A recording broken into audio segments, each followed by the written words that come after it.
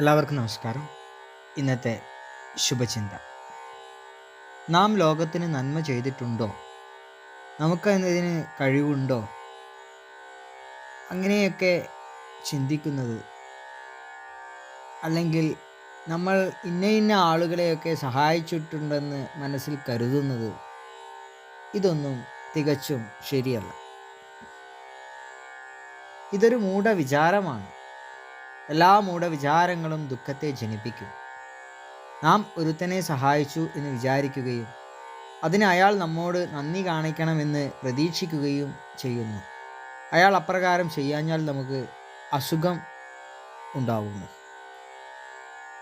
നാം ചെയ്യുന്നതിന് പകരം വല്ലതും ഇങ്ങോട്ട് കിട്ടണമെന്ന് പ്രതീക്ഷിക്കുന്നത് എന്തിനാണ്?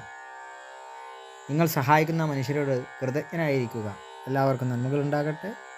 എല്ലാവർക്കും ജീവിത വിജയം ഉണ്ടാകട്ടെ. നന്ദി, നമസ്കാരം.